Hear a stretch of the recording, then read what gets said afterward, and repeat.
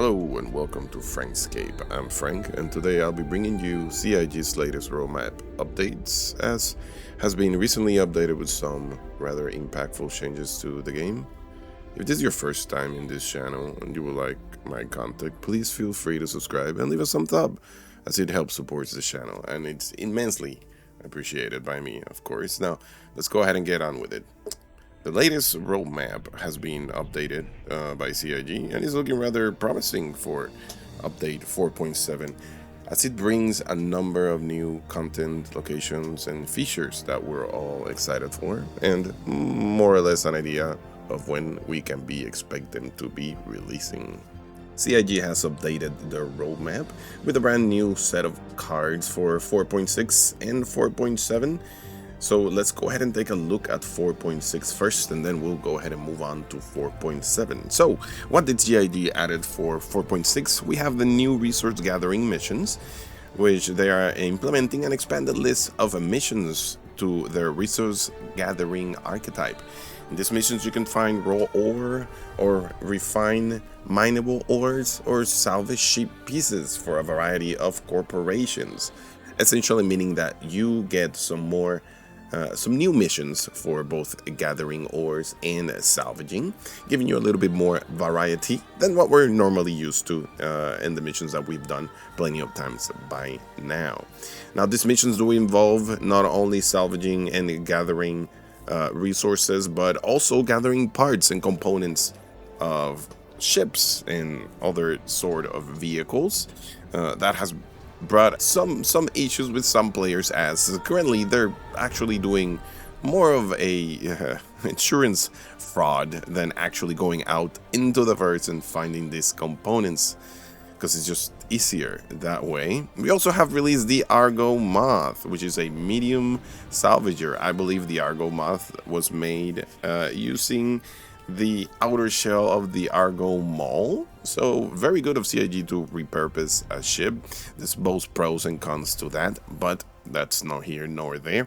I myself find it rather interesting because I am a salvager myself. I love that loop, and I am very tempted to go ahead and get myself the Argo Moth, probably trade in my Drake Vulture, but the problem is that it's a multi-crew medium salvager, so even though it can be soloed crewed, it would never be as efficient. So there are pros and cons to be considered versus having a Drake Vulture.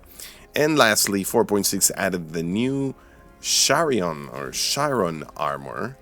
I'm not really sure how you say it, but it's the one you get as a reward for the 4.6 event Clearing the Air. So definitely looking forward to those new additions to the game. So without further ado, let's go ahead and move to 4.7. So what have they changed for 4.7? We have a brand new set of cards. Before we just had some placeholder information, but now we can actually take a look at what exactly they're talking about. We have the new hairstyles that have been there for a little bit, but I'll go ahead and be putting them there on screen for you all to see. 6 new hairstyles that are coming on 4.7. And then here comes the good part. We got a new light combat armor, which I've heard is just an updated version of a previous light armor, as well as they're adding the heavy combat armor. It says here, we're implementing heavy combat armor in the persistent universe. And finally, we got the Claw Salamander faction outfits, which I'm actually very excited for those, as it will bring a brand new look to the Nyx system. These gangs are going to be wearing this outfit, which will be coming in variants: light armor, a cape, and a mask. And hopefully the cape will be using the new at some point the cloth system that allows them to move more realistic and be affected by the elements such as the wind. It is expected that either the breaker stations that are going to come out on Nyx gonna be housing this salamander gangs, or a non-player controlled space station, who knows. But either way, we're getting gangs on the Nyx system. Really looking forward to meeting the new gangs and seeing the new lootable equipment and making all sorts of cool fancy combinations with it. Now on to the progress tracker where most of the juicy content is found. Let's go ahead and take a look at this. We've updated a few deliverables in the progress tracker, which you can review below. And just as a reminder, remember that most things posted here are not necessarily going to be coming out exactly when they say they're going to come out. It's more or less a ballpark date for them to have an idea when to release it. That being said, crafting Tier 0 is being implemented, the ability for players to craft various items using resources from and throughout the persistent universe. That means that the crafts are going to be coming on 4.7. Really looking forward to that, alongside with, I guess, crafting T0 is what is being called. And definitely excited for that, as I personally have not been able to test it or see it for myself. We also have the inventory rework, which I actually have seen tidbits of that. As you can see here, this is the new inventory system that they're planning to implement, and now some players have already gotten the opportunity to give it a try, I believe, in Evil Caddy. They report that most of the things that you see here is what's gonna come out in the new inventory system rework, which I'm definitely looking forward to it. People are saying it's far more responsive than the previous one, and having way better of a time looting and managing their equipment. And also it's being highlighted that one of the best things about it is the ability to be able to open containers within a certain proximity of you, which that's definitely makes it a lot easier to handle and find where have you left things in your Polaris out of all the different places you can store it in. Both crafting Tier 0 and inventory rework has been extended to March 27th, 2026. So, very excited for that. Moving on to the next one.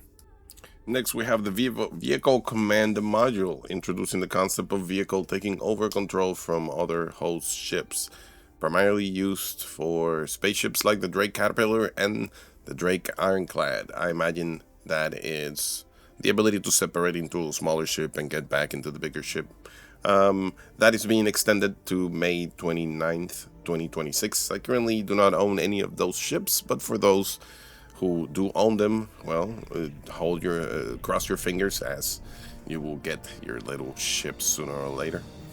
FPS radar and scanning. Now that one I am looking forward to. Introducing improved signature system support, much greater distances and dampening of signature by environmental interference on larger signatures, improving scanning driven by the same signature system as the radar and ping available in ships, ground vehicles, and the FPS. That has been extended to also May 29th, 2026. Now I'm definitely looking forward to that one, as that will create a better system and detection systems for Star Citizens, as they are currently a little bit confusing, but still they do work. They just need minor improvements to them.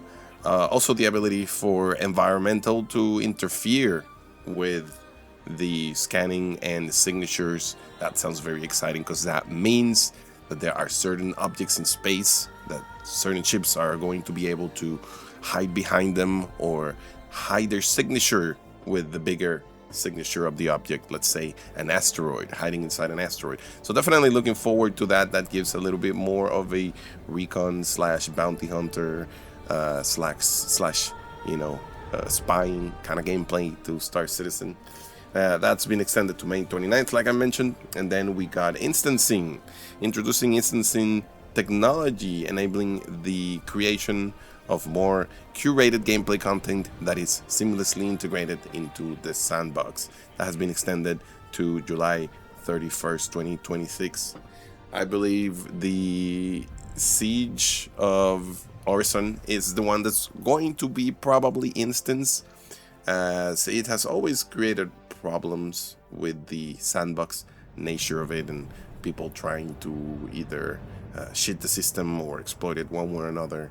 because they have done the mission before. But yeah, now being instance, I believe it'll give a more controlled and curated gameplay. So I'm also looking forward to that. That's been extended to July 31st, 2026. So far we got March 27th, May 29th, and July 31st. So 2026 looks like it's going to be jam-packed of new features and fun things to do in the verse. And finally, the biggest of them all, if you ask me, that would be ship hangar landing services, introducing the ability for larger ships to rearm, repair, and restock other ships in their hangar. So definitely an improvement for the carrier gameplay of Star Citizen when those ships, at least the carrier particular ships, come out. Currently we have the Idris and the Polaris capital ships. They are able to carry a limited amount of vehicles, at least the Polaris is, but the Idris can definitely carry a lot more ships within its hangar, and now players will have the ability to, in the future, be able to rearm their ships that are currently sitting in their hangar without having to go to a spaceport or a space station to rearm them. So that's definitely a great improvement to the game. It got started on November 3rd, 2025, and ending on May 29th, 2026. So that looks like it's very exciting. So we got a lot of things coming in May, in July, and March of 2026. Looking like a jam-packed year for Star Citizen. So hopefully you guys are excited as I am for it. And that's about it for the current update on Star Citizens. So remember, if you like this type of content and you like, you like what you experienced just now, please feel free to subscribe again. Leave a thumbs up, leave a comment down below, as that helps the channel. And again, very, very much appreciate of your support. So until the next episode, I'll be seeing you in the verse.